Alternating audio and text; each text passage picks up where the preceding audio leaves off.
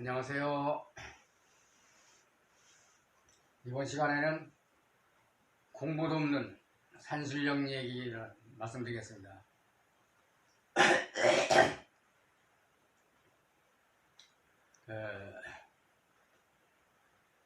우리 공부하는 회원들이 누가 자기를 도와주는지 잘 모릅니다. 공부 시작할 때는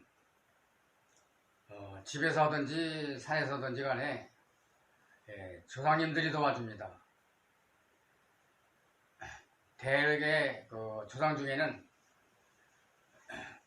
어떤 집안이든지 대체로 공부하신 분들이 계세요. 그러니까 대대로 공부한 분들이 없으면은 공부 시작이 좀 힘들죠.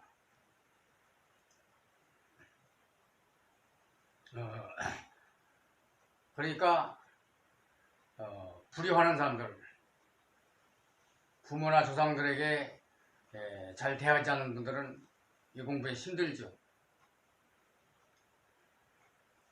그러니까 내가 자꾸 경천충회인다 자꾸 강조하는 겁니다. 대부분 사람들이 조상이나 자기 부모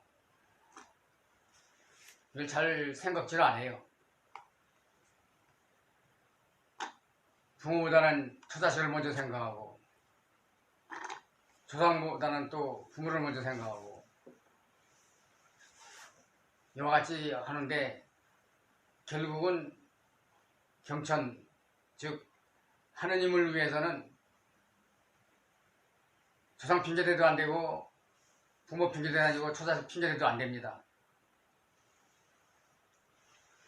그러니까 그 집안에 대대로 공부하신 분들이 많으면 또 높으면 그만큼 공부에 도움이 많이 되죠. 그러니까 공부 시작할 때 명절 때면 집에서 조상님께 고해도 좋고, 그렇지 않으면은 산소에 가서 고해도 좋고. 그러니까 봉호 선생님께서 뭐라 하냐면 이 공부하려면은 성지순례 해야 된다고 말씀드렸습니다. 성인들께서 자주 찾아다니면은 자연히 도움이 돼요. 그러니까 불효불총하면은 공부가 힘든데 내가 공부가 잘 되면은 위로 3대, 아래로 3대, 즉 조상 3대가 잘 되고 자손 3대가 잘 되는데, 그것은 웬만큼 했을 때 그렇고 성인급에 들어가면은 아주 한참 조상, 한참 후손까지 다 잘 되죠. 자자손손 다 잘 되는 겁니다. 그래서 자꾸 제가 이걸 강조하는 거죠.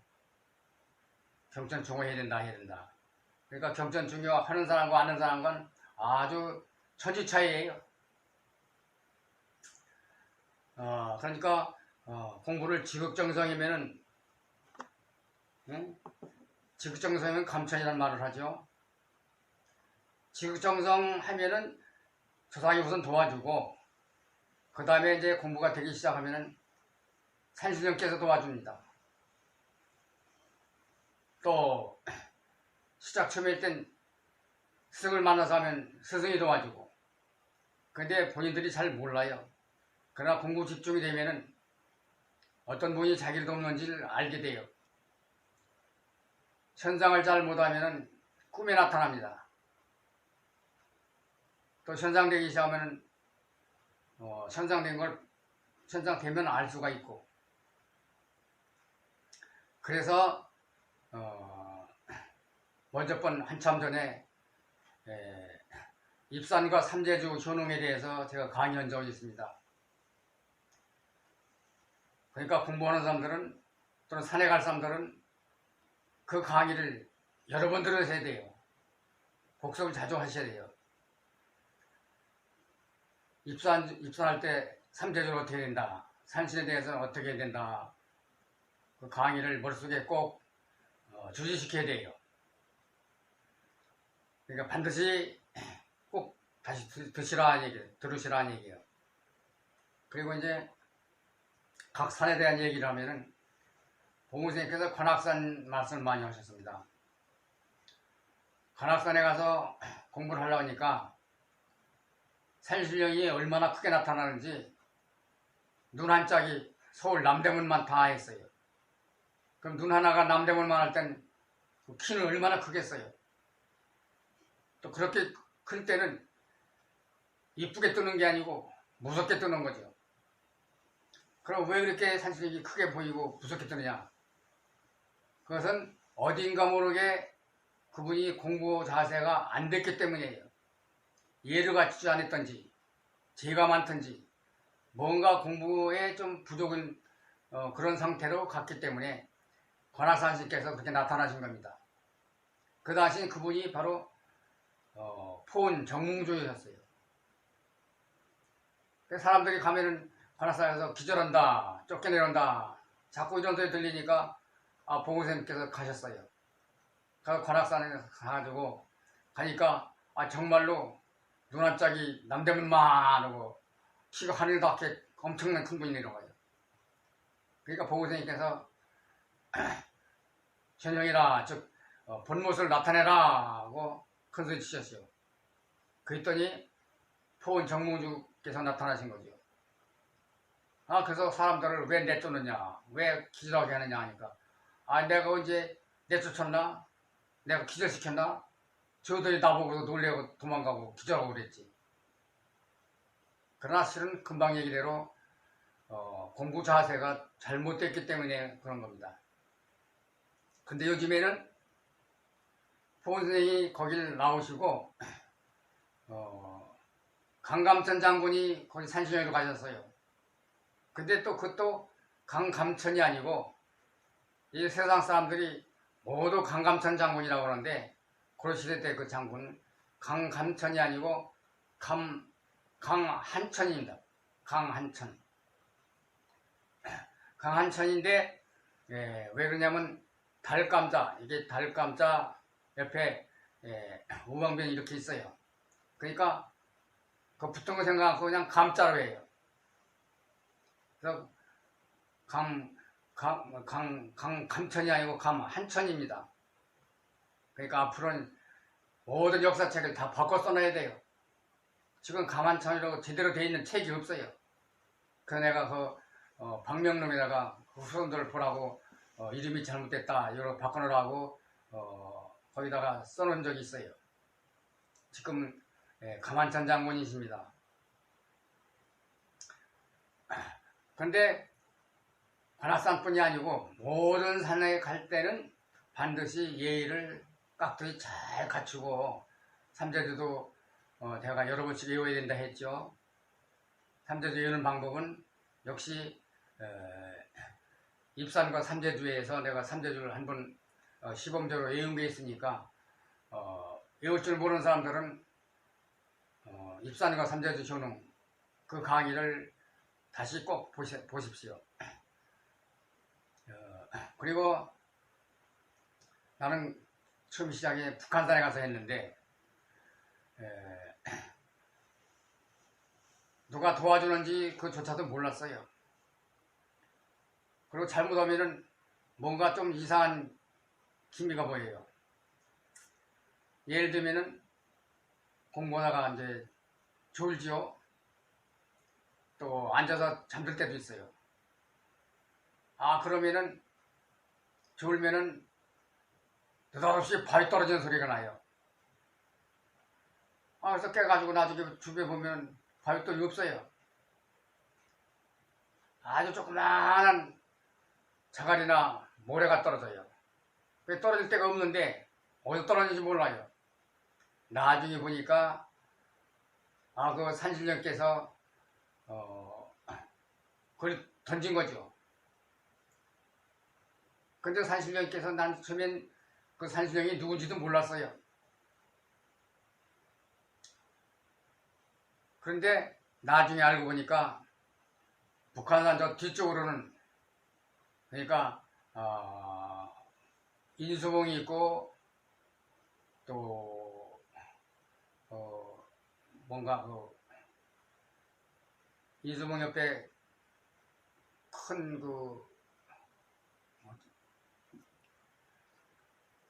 그 100군데가 있고 또 그 앞쪽에 만장봉이 있습니다. 그 봉우리마다 산신령이 계신데 모두 다 봉우쌤 전생이에요. 내가 누구누구라고 다 밝히질 않는데 그러니까 당연히 산신령께서 도와주실 수밖에 안 도와주시지도 않죠. 그랬는데 또 한 번은 아주 잠들어 버렸어요. 잠들었는데 꿈에 수십 개 낭떠러지, 내가 그 낭떠러지 수십 개 낭떠러지 위에서 했죠. 끄트머리에서. 그런데 나를 다리를 잡고서 끌어요. 낭떠러지로 쭉 끌고 가서 머리 뒤통수 한 1cm 정도만 남아요. 1cm만 앞으로 더 끌면은 나는 수십 개 낭떠러지 떨어지죠. 그러니까 꿈이라도 너무 무서워서 너무 놀라서 안 깰 수가 없죠. 깨서 보면은 내가 공부하다 말고 잠들었어요. 그럼 누가 나를 그렇게 떨어뜨리려고 그러겠어요? 그게 바로 산신령께서 지켜보시다가 내가 자고 있으니 잠들었으니까 잠을 깨주시느라고 그래요. 그리고 모래알만 떨어져도 큰 바위덩이에 떨어진 소리가 나요. 그렇게 큰 소리로 들려야 잠을 깨니까, 졸음을 깨니까. 또 한 번은 내가 공부하던 데가 한 번은 쪽돌이봉이라고 내가 이름이 별로 안 좋아서 수단봉이라고 고쳤는데 거기서 공부하는데 그 옆에 아주 험악하게 생긴 귀신 같은 바위가 있어요. 근데 어딘가 모르게 거기가 잡신이 많이 붙었을 것 같아요. 느낌이 그래요. 그런데 내가 공부하는 도중에 아주 포가 쏟아지고 천둥번개 치는데 거기다가 벼락을 때려요. 나하고 아주 바로 옆인데 내가 공부하는 그 돌산 전체가 다 움직이고 거기다가 벼락을 치니까 내 얼굴이 그냥 뜨끔해요. 그래서 얼굴 다 탔나 보다, 머리카락이 탔나 보다 하고 만져보니까 멀쩡해요. 그러니까 아마 거기 잡신이 있었던 모양이에요. 그러니까 잡신 없애느라고 내쫓느라고 거기다가 벼락을 때린 거죠. 그와 같이 하는데 거기서만 아니라 여기 산불봉 기름사에 가서 공부할 때도 또 비슷해요. 절든지 하면은 나중에 보면 모래알, 큰 모래알이 떨어졌는데 그것이 엄청난 큰 돌멩이 떨어지는 소리가 나요. 그러니까 돌멩이 맞을 것 같으니까 정신 번쩍 들죠. 잠령은 심하게 하든지 졸면 그래요. 그뿐만이 아니고 산불봉에서 공부하는데 처음에는 8인각에 서는데 8인각 중앙에 거기 자리가 좋아요. 근데 거기서 아무래도 봉우쌤이 거기서 하신 것 같아요. 그래서 거기서 못하고 조금 옆에 가서 했어요. 그때 한 달 반쯤 되니까 산신령 목소리가 자리를 이리로 옮겨라. 바로 봉우쌤께서 하신 자리 거기로 가라 얘기예요. 근데 아주 시끄러워요. 거기 무당들이 많이 오고 괴상한 사람들이 공부하고 좀 시끄러운데 내 마음속에 공부자리 좀 옮겼으면 좋은데 어디 마땅한 자리가 없어요. 근데 거기서 산불봉 쪽으로 한 3, 40m 내지 한 50m 정도의 좁은 자리가 있어요. 근데 산신령께서 그리 옮겨라 그래요. 근데 옮기고 싶은데 너무 자리가 적어. 그랬더니 뭐라 하냐면 거기 이제 공부자리를 보지 않고 보여주는 논으로 보여요. 그래서 내가 이게 논이 물이 적어서 꼭대기라 별로 안 좋은데 이런 생각을 했어요. 그랬더니 천왕봉 쪽, 거기서부터 내 앞에서부터 천왕봉 쪽까지가 전체가 다 물바다에 큰 호수예요. 이걸 끌어다 하라 얘기예요. 그게 무슨 얘기냐면은 내가 공부하는 산불봉 기운이 딸리면 적으면은 천왕봉기가 있다 얘기야. 천왕봉기까지도 끌어들일 수가 있다 그 얘기예요. 그래도 내가 찜찜하게 생각하니까 뭐라고 설명하시냐면 팔인강은 명동같이 좋은 자리다. 그러나 명동은 사람이 너무 많이 다녀서 공부에 안 맞는다. 명동은 100만원이라면 내가 옮기는 자리는 50만원짜리다. 그러나 미래에는 밑에 명동자리보다는 내가 가는 자리가 엄청나게 좋은 자리가 된다. 또 크게 공부가 될 수 있다. 그러니까 땅값으로 따지면 50만원, 명동같이 팔인강은 100만원이지만은 그리 옮기는 것이 좋다고 설명을 하시는 거예요. 또 뿐만 아니라 봉선생님께서 산불봉에서 공부하시는데 봉선생님께서 평소에 참과 참는 거, 조는 거, 안 잡수고 잠 안 자고 하는 거 이런 거 얼마든지 견딘다 하셨어요. 근데 봉선생님께서도 어떤 날은 시험인지 뭔지는 모르지만은 너무 졸음이 와서 판판 앉아서 할 수 없으니까 산불봉 꼭대기 절벽 옆에 수십 길 낭떠러져 있어요. 수십 길도 넘어요. 아주 엄청난 절벽 위에 옆으로 소나무가 났어요. 졸음을 쫓기 위해서 거기로 올라가서 아주 위험한 자리에서 거기서 공부하시는 거예요. 여기서 공부하면 설마 졸지 않겠지 하고서 거기서 공부를 하시는 거예요. 그런데 거기서 공부하시는데 졸다가 정말로 수십 길 낭떠러져 떨어지는 거예요. 너무 높고 밑에는 바닥은 돌이 험악하니까 떨어졌다면 뭐 넉살나시는 거죠. 근데 거의 땅바닥에 떨어질 점에 싹 누가 받아다가 다시 원자리에다가 앉혀놓는 거예요. 나무 위에다가. 그래서 정신 차려서 깨보니까 저만치 산신령이 가시는 거예요. 그러니까 보고쌤이 떨어질까봐 위험할까봐 거기 지켜보시다가 산신령께서 지켜보시다가 떨어지니까 얼른 받아다가 다시 올라놓으신 거죠. 이와 같이 공부를 열심히 하고 있으면은 산신령께서 항상 지켜보시고 계십니다. 산에서 공부해도 처음에는 조상님께서 오셔서 지켜보고 계세요. 그런데 일반 사람들이 산신령이 도와주기 뭘 도와줘, 산신령이 어디 있어, 조상이 뭘 도와줘 이렇게 생각합니다. 그러나 사실은 항상 조상님께서 같이 하고 계세요. 봉우쌤도 항상 같이 하고 계시고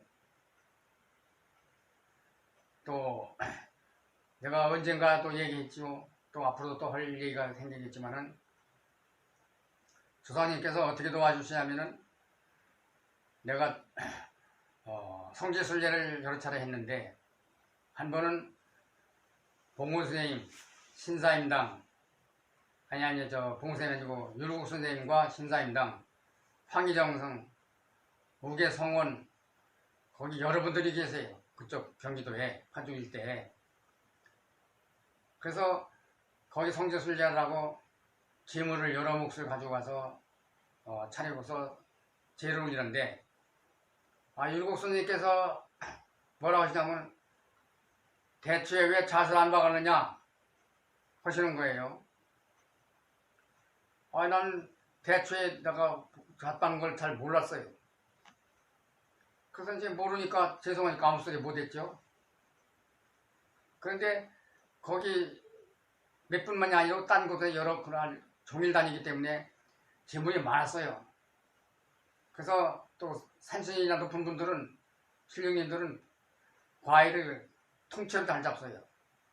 그러니까 밤을 안 깠더니 율곡 선생님께서 뭐라 하시냐면 왜 밤을 안 까갖고 가느냐 또 그러시는 거예요. 그래서 또 놀랬죠. 그런데 날씨가 더워가지고 여러 번 혼자 하니까 파리도 덤비고 더웠기도 하고 그래서 이제 재물을 빨리빨리 이제 거뒀어요. 그랬더니 율곡선생님께 또 재물을 그렇게 빨리 거두면 어떻게 먹을 수가 있느냐, 어떻게 먹느냐. 그래서 주의를 이제 몇 가지 들었죠.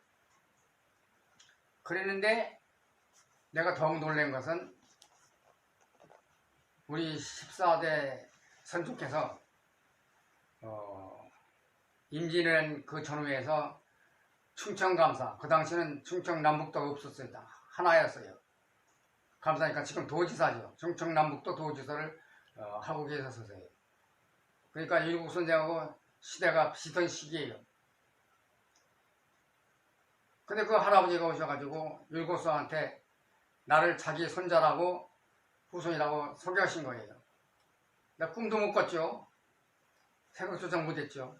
근데 놀란 일이 있어요. 이와 같이 공부를 열심히 하고 있으면은 조상님도 항상 보살펴 주시고, 성현들께서도 보살펴 주시고, 산신께서도 보살펴 주시고, 그에 뭐 많아요. 돕는 얘기는 한두 가지가 아니에요. 그러니까 내가 입산과 삼재정령에 대해서 자꾸 들어라. 산에 갈 때는 들어라. 또 산에 안 가도 집에 와서 조상님께 꼭 반드시 시작하기 전에 신고를 해라. 그리고 효를 갖춰라. 즉 예를 갖춰라 하는 얘기예요. 그러니까 공부를 할 바에는 이왕 성공해야 되잖아요. 성공하려면 그냥 조식만 해서 숨만 들여서 되는 게 아니에요. 물론 숨만 들여서 들락날락 해도 건강은 좋아져요. 그러나 고단자는 안 돼요.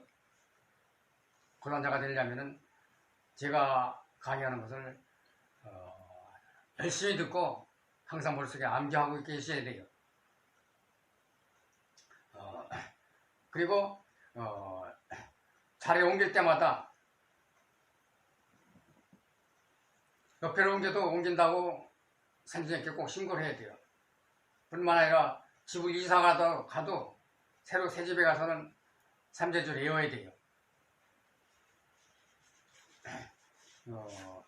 또 무슨 일이 있었냐면은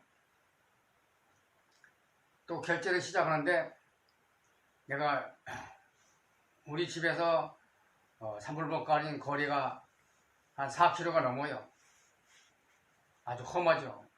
그러니까 1시간 반 정도 걸리죠. 왕복 한 3시간 정도. 그래서 집에서 출퇴근을 하려고 고력 수행을 시작했는데 이틀 동안 아무 탈 없이 해고서 이틀, 그러니까 해가 뜨기 전에 지기 전에 4시 5시경에 저녁을 먹고 올라가면은 해가 지고 해가 뜨면 집으로 하산합니다. 근데 이틀 되는 날 집 근처 거의 와가지고 발을 뼈어요. 어떻게 험한 데도 아닌데 슬쩍 뼈어요. 그 대단치 않아서 그냥 쩔뚝쩔뚝하면서 집에 왔어요. 많이 삐지는 않았어요. 근데 자고 나니까 엄청나게 아파요. 움직일 수가 없어요. 한 발짝도 못 움직였어요. 그래서 열심히 반성을 해봤어요. 아직 내가 이틀 동안에 일도 다 갖추고 잘못한 게 없는 것 같은데 아무리 생각해봐도 잘못한 게 없어요. 그래서 산신령께서 나를 왜 이렇게 박대하실까? 왜 다치게 했을까?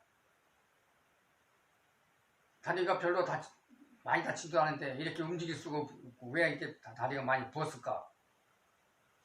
그래서 다리가 아프니까 못 올라가니까 포기할 수밖에. 이틀 만에 깨졌죠. 그러는데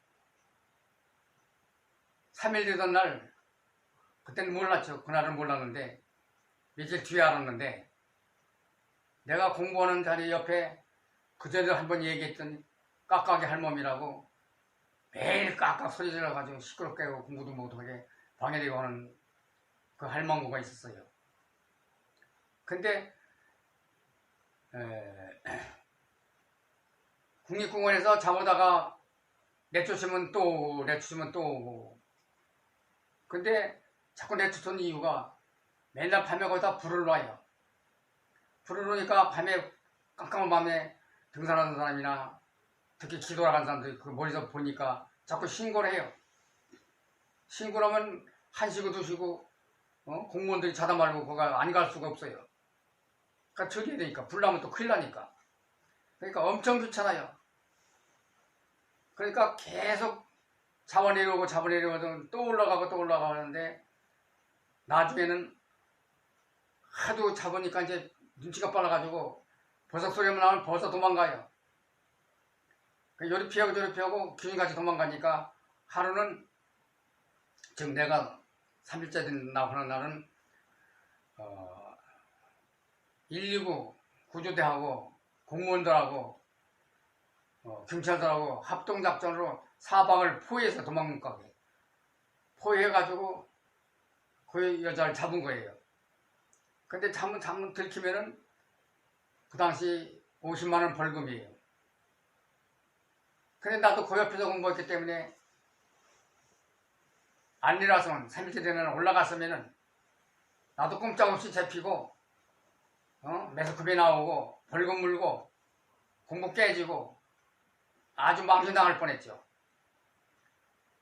그러니까 일부러 내가 이틀 돼서 내려오는 날 다리 조금 아프게 하고서 다리 삔 거로 해가지고 자고 나니까 움직일 수가 없어. 다리가 뚱뚱 부었던 거예요. 일부러 사진님께서 다 못 올라가게끔 막아주신 거예요.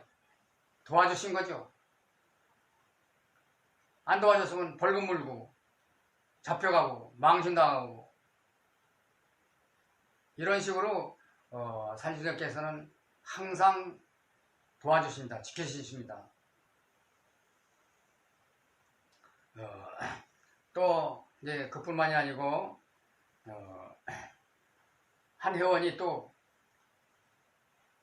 딴 지역으로 내가 공부하던 자리로 또 기름산인데 거기 다른 곳이에요. 그리고 자리를 옮겼어요. 내가 아니고 우리 회원이 내가 공부하던 자리를 옮겼는데 내가 아주 오두막인데 헌집인데 불풍집인데 옮기려고 그러니까 벌레들이 몰려들어가지고 어느 정도 모였냐면 벌레 모인 두께가 5cm를 그 집 전체를 둘러싼 거예요. 있을 수 없는 참 기록적인 얘기예요. 기현상이죠. 그래도 그냥 다 털어버리고 또 갔어요. 근데 내가 있을 때는 90년 만에 가뭄에도 그 샘물이 안 떨어졌는데 그분이 가니까 별로 가뭄도 아닌데 샘물이 안 나는 거예요. 또 뱀이 갖고 나타나서 신발 속에 뱀이 들고 앉았는 거예요. 또는 벌떼가 어디서 자꾸 들어와가지고 속세이고 또는 지네가 들어오고 쥐가 여기저기서 들어오고 천장으로 돌아다니고 온갖 것이 날뛰는 거예요. 그럴 때는 그게 시험일 수도 있고 여기서 공부 못한다고 안 받아줄 수가 있어요. 그 판단을 잘 해야 돼요. 이게 시험인가 아니면은 여기서 공부 못한다고 안 받아주는 건가 그걸 판단을 잘 해야 돼요. 그런데 안 받아줄 경우는 거기서 공부는 진전이 안 돼요. 시험 읽고 오면 또 공부가 잘 되고 그러니까 거기서 공부해보면은 아 산지정이 나를 시험했다 아니면 안 받아줬다 판단이 돼요. 그런데 거기 안 받아준다고 했는데 죽치고 열심히 해봐야 전혀 효과가 없어요. 그럴 때는 나와야 되죠. 그러니까 시험이면은 얼마 있다가 다 잘 해줘요. 그러니까 판단이 되죠.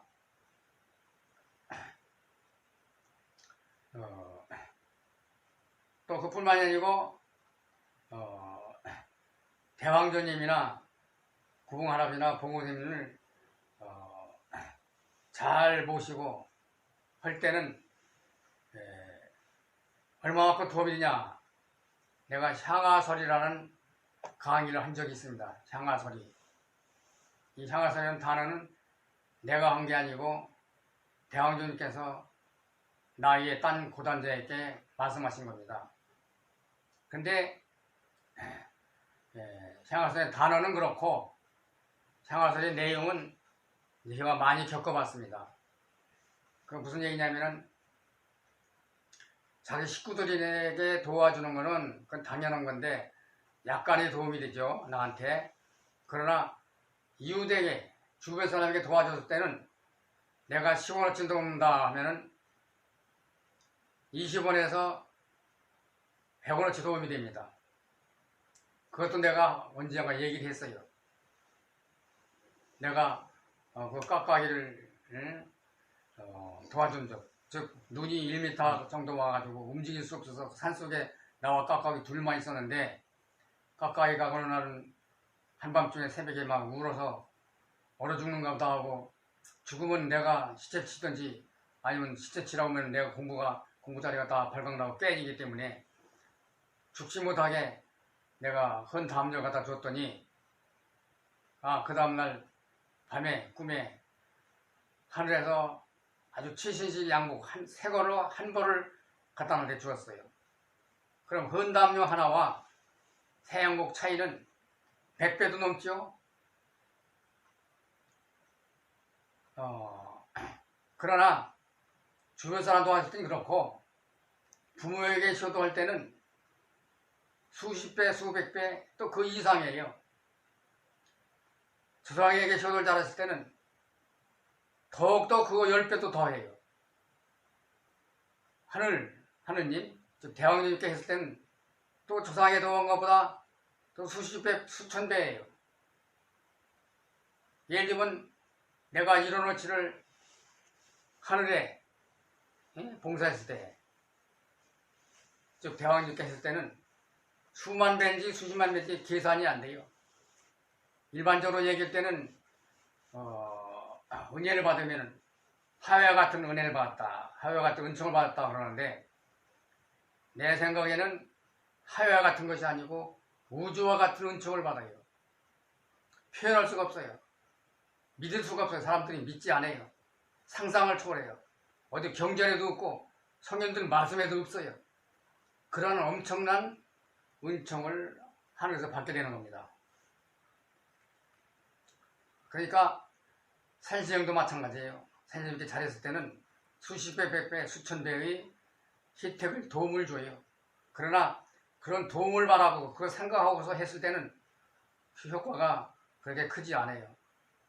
인간의 도리로서, 공부자의 도리로서 그렇게 경전총회를 했을 때 그와 같은 은총이 내립니다. 그러니까 애당초에 바라고 하지 말고 공부자로서, 사람된 도리로서 도리를 하라는 얘기죠. 그리고 또 한 가지 알아둘 것은 산신령은 공부자리만 돕는 게 아니에요. 일반 공무원 같은이나 군대 나가면은 인사계가 있어요. 예를 들면 별자리도 인사계는 영급이든지 아니면 위관급, 중위, 소위, 대위 이런 사람이든지 인사계는 낮아요. 근데 그 낮은 인사계가 상군도 좌우하고 영급도 좌우합니다. 기록에 따라서, 위에 보고에 따라서. 그럼 산신령은 어떤 인사계가 하느냐? 공부자가 어떤 식으로 공부를 한다, 어떻게 고통받는다, 어떻게 열심히 한다, 어떻게 진행되고 있다, 일일이 전부 보고를 저 위에다 합니다. 하늘에다 해요. 그러니까 산신령이 바로 인사계예요. 나도 그걸 몰랐어요. 처음엔 몰랐는데 나중에 내가 겪어보니까 내가 한 내용을 모두 하늘에다가 올렸어요.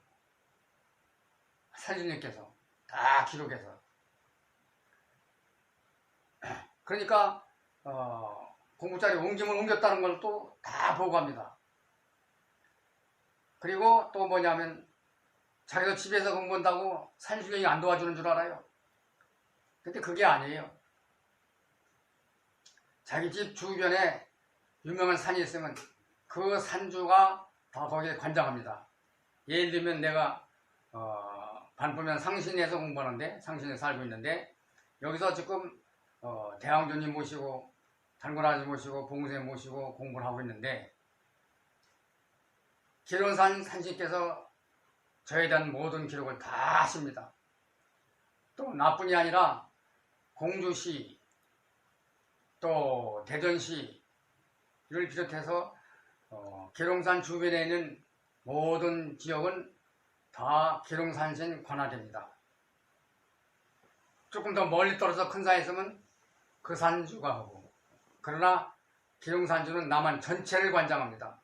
그러니까 계룡산 주변 말할 것도 없죠.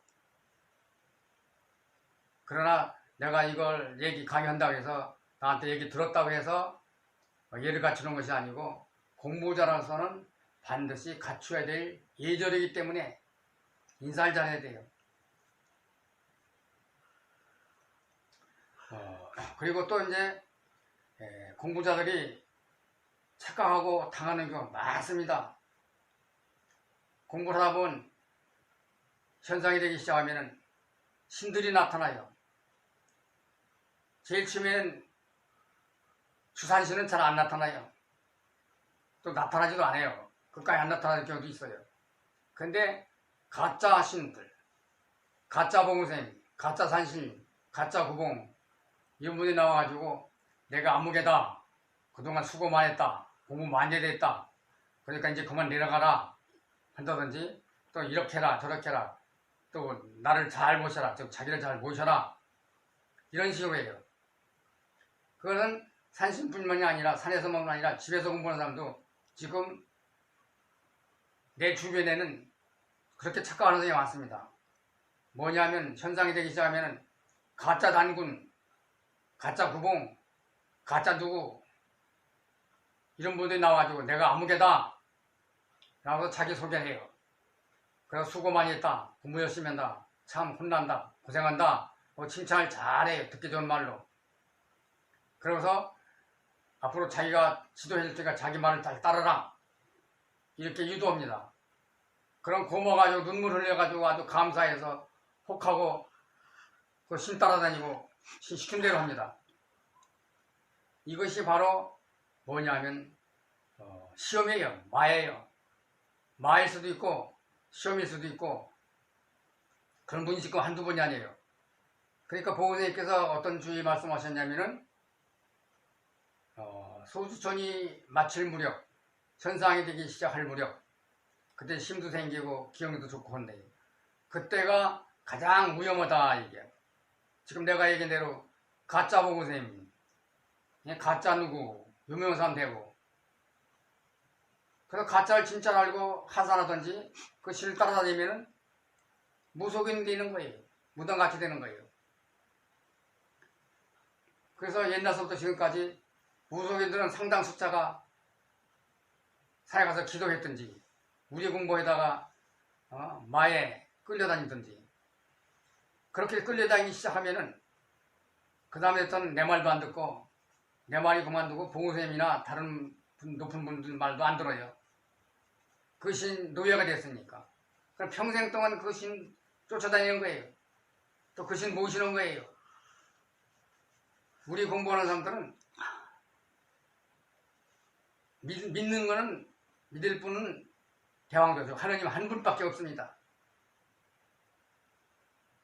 물론 집에다가 보호쌤이나 구봉 하나 좀 모시는 건 좋아요. 그러나 신앙으로 모시는 건 안 돼요. 스승으로 모시야지. 그리고 종교처럼 맹신, 즉 기복신앙으로 하면 안 돼요. 어떻게 되게 해달라, 뭐 공부 잘 되게 해달라, 돈 벌게 해달라, 대통령이 되게 해달라. 이렇게 되면 바로 뭐가 되냐면은 무속인이 되는 거예요. 종교가 되는 거예요. 어떤 사람들은 나보고 종교 세웠다 그러는데 종교가 아니에요. 공부자로서, 인간으로서 대왕교를 모시는 것은 첫 조상이니까 내가 내 조상을 모시는 거예요. 종교로서가 아니고, 대왕교 모시는 것은 당연한 게, 이건 종교도 아니고 철학사상도 아니고 역학도 아니에요. 정치도 아니에요.